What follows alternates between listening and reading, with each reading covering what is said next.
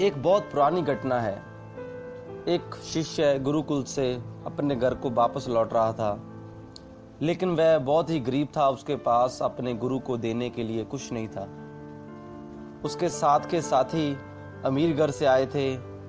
उन्होंने बहुत सी भेंटें अपने गुरु को दी, लेकिन उस गरीब शिष्य के पास अपने आंसुओं के अलावा और कुछ नहीं था। जब वह विदा लेने के लिए अपने गुरु के पास गया तो उसने अपने गुरु के पांव पकड़े और रोने लग गया और कहा, मेरे पास इन आंसुओं के अलावा आपको देने के लिए कुछ नहीं है,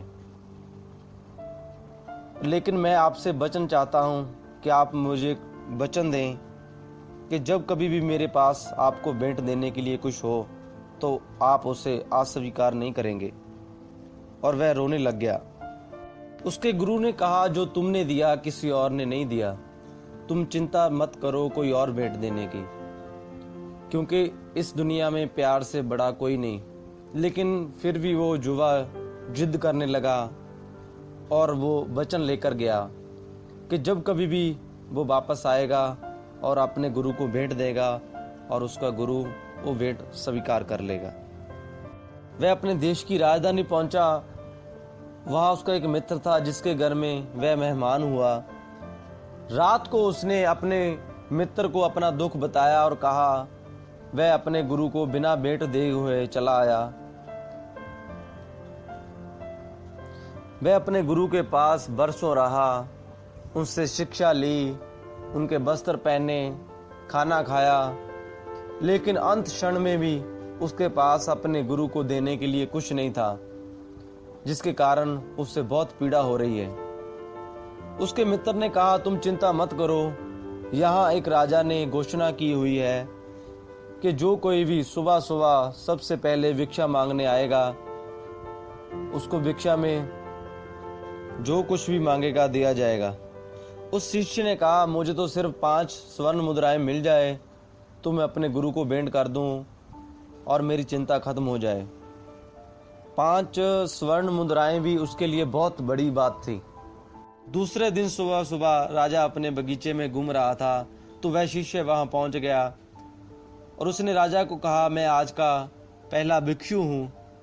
तो राजा ने कहा, तुम आज के नहीं, तुम सदा के पहले भिक्षु हो, क्योंकि जब से मैंने घोषणा की है कोई नहीं आया। मैं बरसों से इंतजार कर रहा हूँ कोई आए। मुझे बहुत खुशी है तुम आए। तो बताओ तुम क्या मांगते हो? जो तुम मांगोगे तुम्हें दे दिया जाएगा। वह शिष्य तो सोच के आया था सिर्फ 5 स्वर्ण मुद्राएं, लेकिन अब राजा ने कहा जो मांगोगे दे देंगे। तो 5 स्वर्ण मुद्राएं मांगना तो होगी ना समझी।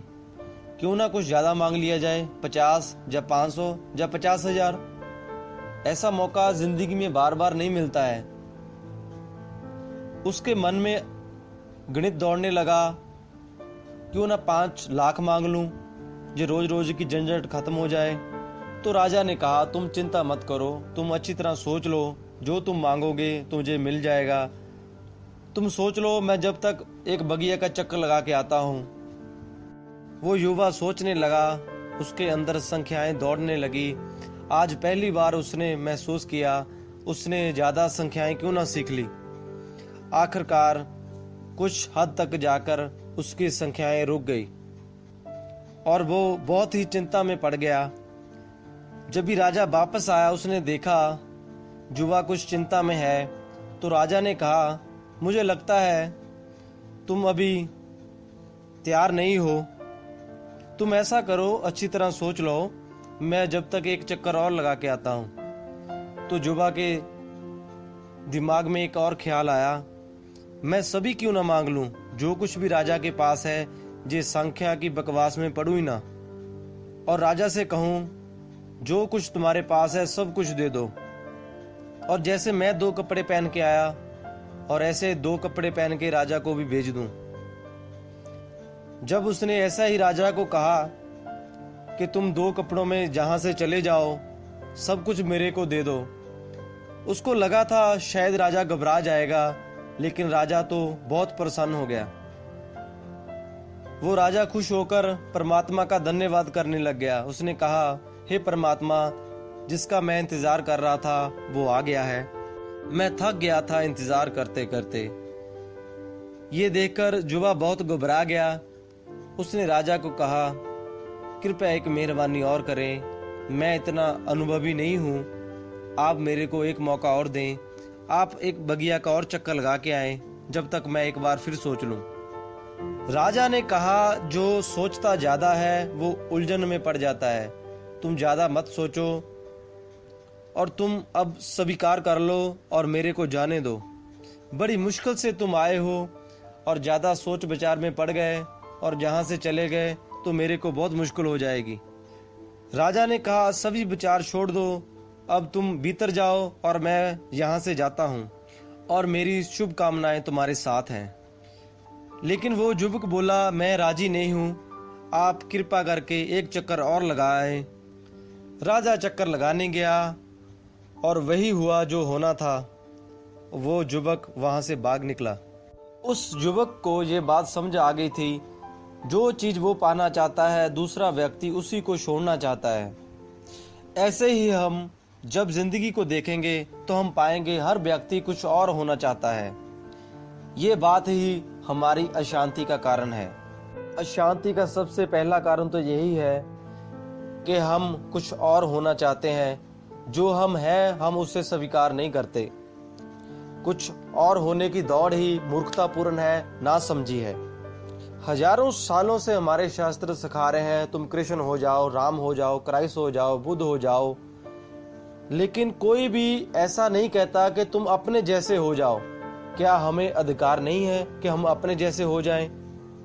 ऐसा लगता है हमारा कोई वजूद नहीं, हम दूसरे की कार्बन कॉपी होने के लिए पैदा हुए हैं। हर व्यक्ति दूसरा होना चाहता है, यही हमारे दुख का कारण है। एक बहुत ही मजे की बात है कि जिस व्यक्ति जैसे आप होना चाहते हैं, अगर आप उसके पास जाएंगे और थोड़ा, हजारों सालों से हमारे शास्त्र सिखा रहे हैं, तुम कृष्ण हो जाओ, राम हो जाओ, क्राइस्ट हो जाओ, बुद्ध हो जाओ, लेकिन कोई भी ऐसा नहीं कहता कि तुम अपने जैसे हो जाओ। क्या हमें अधिकार नहीं है कि हम अपने जैसे हो जाएं? ऐसा लगता है हमारा कोई वजूद नहीं, हम दूसरे की कार्बन कॉपी होने के लिए पैदा हुए हैं। हर व्यक्ति दूसरा होना चाहता है, यही हमारे दुख का कारण है। एक बहुत ही मजे की बात है कि जिस व्यक्ति जैसे आप होना चाहते हैं, अगर आप उसके पास जाएंगे और थोड़ा सा निरीक्षण करेंगे, आप पाएंगे कि वह व्यक्ति कुछ और होने की दौड़ में लगा हुआ है। इसलिए आप जो हैं उसे स्वीकार करें और आप पाएंगे आपके भीतर शांति का आगमन होगा। मेरी बातों को आपने प्रेम और शांति से सुना, आपका बहुत बहुत धन्यवाद।